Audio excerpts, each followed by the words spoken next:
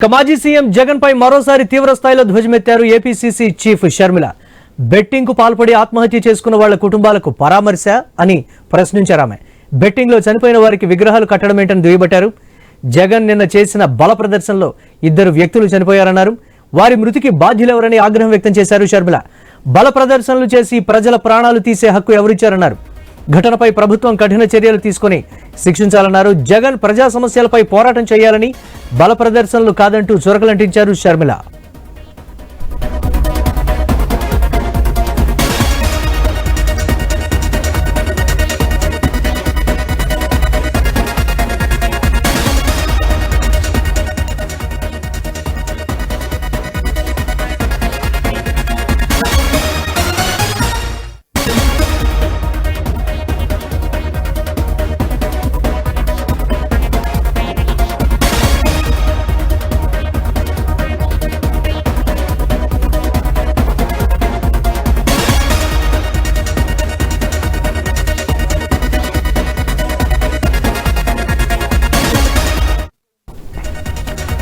మాజీ సీఎం జగన్ పై మరోసారి తీవ్ర స్థాయిలో ధ్వజమెత్తారు ఏపీసీసీ చీఫ్ షర్మిల. బెట్టింగ్ కు పాల్పడి ఆత్మహత్య చేసుకున్న వాళ్ల కుటుంబాలకు పరామర్శ ఏంటని ప్రశ్నించారు ఆమె. బెట్టింగ్ లో చనిపోయిన వారికి విగ్రహాలు కట్టడం ఏంటని దుయ్యబట్టారు. జగన్ నిన్న చేసిన బల ప్రదర్శనలో 2 వ్యక్తులు చనిపోయారన్నారు. వారి మృతికి బాధ్యులెవరని ఆగ్రహం వ్యక్తం చేశారు. బల ప్రదర్శనలు చేసి ప్రజల ప్రాణాలు తీసే హక్కు ఎవరిచ్చారన్నారు. ఘటనపై ప్రభుత్వం కఠిన చర్యలు తీసుకుని శిక్షించాలన్నారు. జగన్ ప్రజా సమస్యలపై పోరాటం చేయాలని, బల ప్రదర్శనలు కాదంటూ చురకలంటించారు షర్మిల.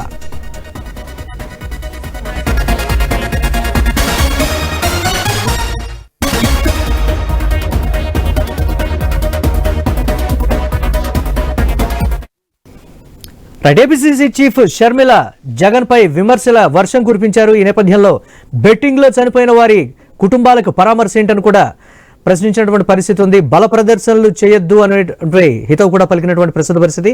దీనిపై మరిన్ని అప్డేట్స్ మా కరెస్పాండెంట్ కాంతి అందిస్తారు. కాంతి,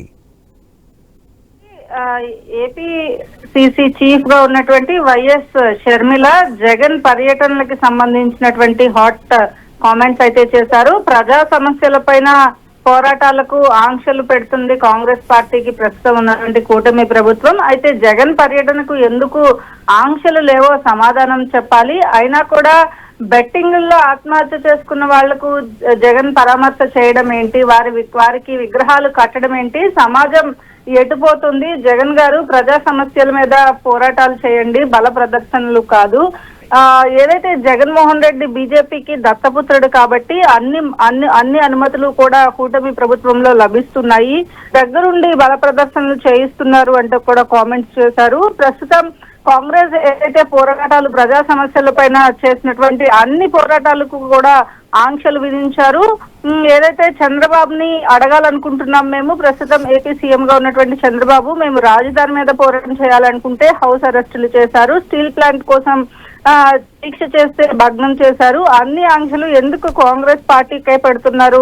వైసీపీ వారు చేసేటువంటి పరామర్శల పేరు మీద చేసే యాత్రలకు ఏమి ఆంక్షలు ఉండవా అని నేను అడుగుతున్నాను. ఏదైతే బల ప్రదర్శనలు చేస్తున్నారు కాబట్టి ఆంక్షలు విధించడం లేదా జగన్ దగ్గర డబ్బులు ఎక్కువ ఉన్నాయనా అని చెప్పి చంద్రబాబు నాయుడు సమాధానం చెప్పాలంటున్నారు. నిన్న జరిగినటువంటి ఏదైతే పరామర్శ యాత్ర ఉందో అది పూర్తిగా చనిపోయినటువంటి వారికి బాధ్యులు ఎవరు? నిన్న జరిగినటువంటి యాత్రలో 2 చనిపోయారు. వారికి ఎవరు బాధ్యత వహిస్తారు? 100 మందికి అనుమతి ఇచ్చినప్పుడు అన్ని వేల మంది వస్తుంటే పోలీస్ శాఖ ఎందుకు ప్రేక్షక పాత్ర పోషిస్తోంది? ఇంటెలిజెన్స్ విభాగం ఏం చేస్తుంది అంటూ కూడా మండిపడ్డారు. ఏపీలో బీజేపీకి సంబంధించినటువంటి మద్దతుదారులే వైసీపీ కూడా కాబట్టి ఆపకుండా చూస్తున్నారా? ప్రేక్షక పాత్ర పోషిస్తున్నారా?